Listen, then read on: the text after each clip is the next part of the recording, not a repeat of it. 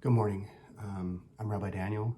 Today it is the 3rd of December, 2020, and our scripture for today that we're going to look into is Proverbs, and it's Proverbs 13:25.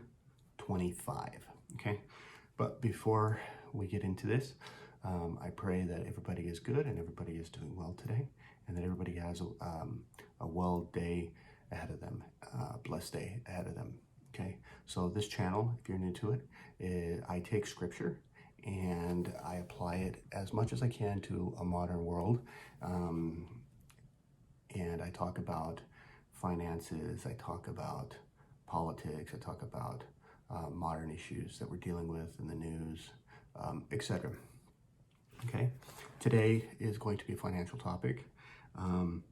And again, like I said, it will be Proverbs 13:25. But before we get into that, go ahead and please like, share, and subscribe, because in doing that, that will push me up in the ratings and more people will be able to listen to my message for today. Okay, so first I'll read it in English and then I'll read it in Hebrew.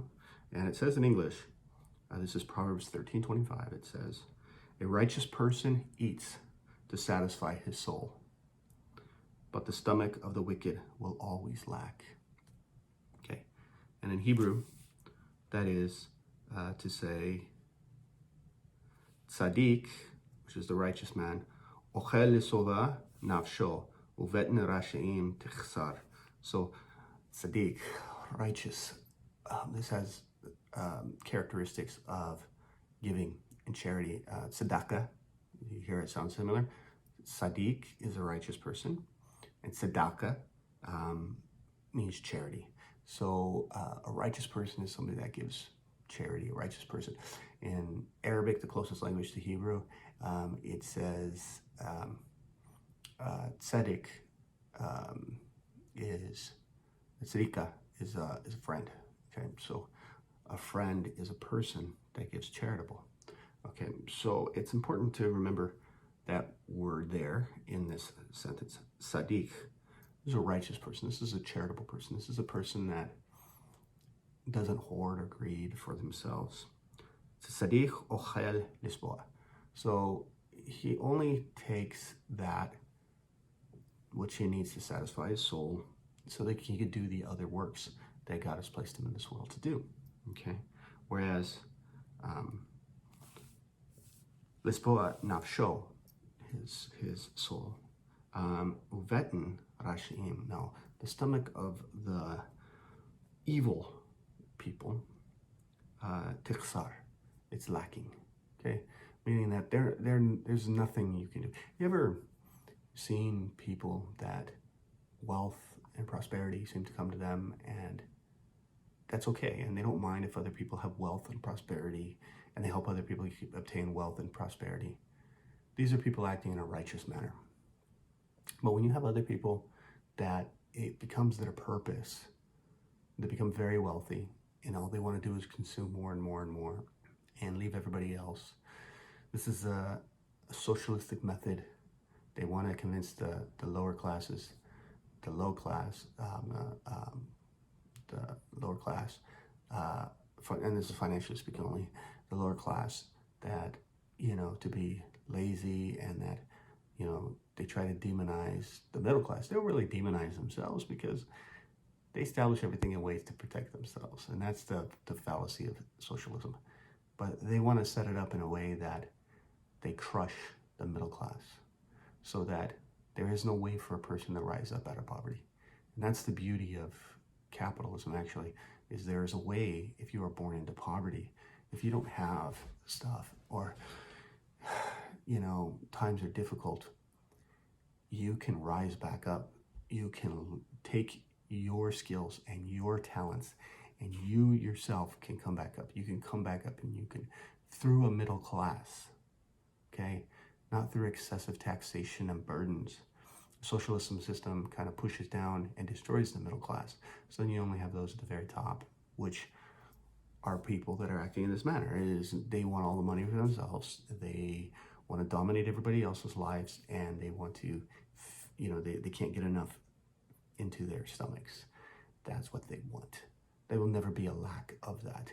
And that's why I think you get the other scripture that says people misunderstand, and it's not money is the root of all evil. It's the love of money is the root of all evil.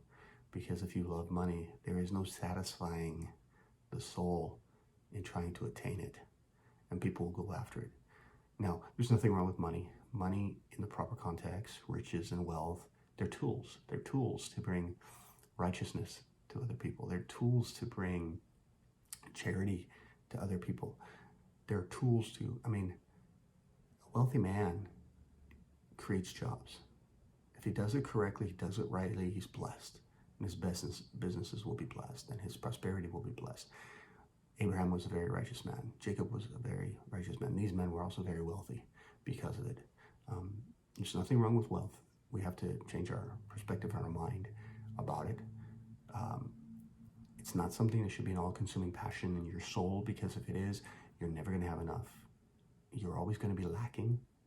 But a righteous man obtains his wealth, and he does good with his wealth. He becomes a philanthropist. He gives it away. He helps others around him. He lifts up other people out of their burdens. These are the acts of a righteous man with their wealth. So that's very important to go there.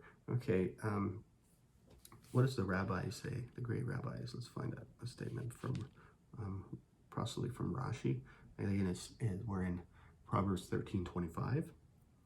And Proverbs 13:25 is, he says, the righteous feel satisfied with what they have, but the wicked always want more. Yeah, that's basically what I say. And a way to kind of maneuver around this is, in the faith, I wake up every morning and I say, Modeh ani lefnecha, melechai v'chaim, shechasarti bi nishmati b'chemna, rabba menetecha. In other words, it means, when I wake up, I say a prayer and I say, I gratefully thank you, God, who has returned my soul back to my body. Great is your faithfulness. See, because God, it should say, great is my faithfulness towards God. But the statement says, great is your faithfulness, meaning that God has faith in me. He wakes me up every morning. He returns my soul to my body.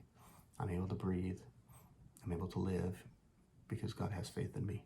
God has faith in me that I'm going to do what I'm supposed to do. God has faith in me that I can be a great and good person. And if that's the perspective I take, I have to be grateful.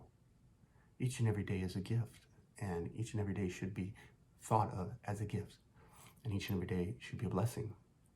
Now, I get reality, I get life, we get burned down, we got to pay rent. If you don't have a mortgage, or if you have a mortgage, then you got to pay a mortgage. And mortgage is, honestly, it's a bad word anyways, because the word mortgage, the first part of it is mort, and mort means death. So basically, you're having a bondage until you die. That's what a mortgage basically is. That's why it's a funny word to play with. But that's what we want to get back to, being righteous. And so put in the context of the modern, it's, like I said, it's December 3rd, 2020. We got a political battle and fight going on for the presidency, although the media doesn't want to talk about it, because the media are controlled by very wealthy, rich people. A lot of money from China is involved in the thing, and they don't want to cover it. And it goes back to this. When you're just out to satisfy, when you're evil, and you're wicked, and you're just out to satisfy your stomach, and instead of being righteous, to be happy with the things that you're blessed with and to use those for the betterment of humanity around you, and you're just out to satisfy your stomach, you're going to do wicked and evil things. And right now, America's in a battle because of that. Media doesn't want to cover it, but that's what's going on. You have very wealthy interests that they want to turn this country into a socialist country and crush the middle class. So they fill their stomachs. But this is a wrong attitude, because, as Reagan said, a rising tide lifts all ships. There's nothing wrong with helping out people around you to become wealthy. And as you help out people around you to become wealthy, you will become wealthy yourself. It's a good thing to have others wealthy. the blessings and prosperities that come with that. You can do so much, but you have to do it in a righteous manner. And that's what we need. And that's what I'm about teaching people that we need to get back to a sense of morality in finance and business. We need to get back to a sense of morality and faith. Business is all about faith. We need to get back in a sense of morality and faith in business. We need to get back to a sense of morality and ethics in politics. We need to get back to a sense of honesty and truth in our own spiritual lives. And we're real close to the holiday of Hanukkah. And Hanukkah means it's a holiday of dedication. That's what the actual word means, Hanukkah. Hanukkah means dedication. So it's very important that it's just that time of the year in the winter, in December, where we should reflect and try to make sure that we're living up to our own standards, and we're living up beyond our own standards, and we're applying we're learning God's standards and applying God's standards to our life. How do you do that? Well, you read Scripture, and the Scripture tells us, so many rules and laws and regulations to help guide us on how we should live proper and ethical, moral, and righteous. And righteous is it's not in the bad sense. Righteous in the sense that, by the true meaning of the word, which is sadiq, which is charitable, learning how to be charitable. So with that all said, that's the verse again, is Proverbs 13:25. A righteous person eats to satisfy his soul, but the stomach of the wicked will always lack. Okay, with that, I pray that you're blessed. Think about it, meditate on it, and like, subscribe, share, and be blessed. Have a blessed weekend. Thank you.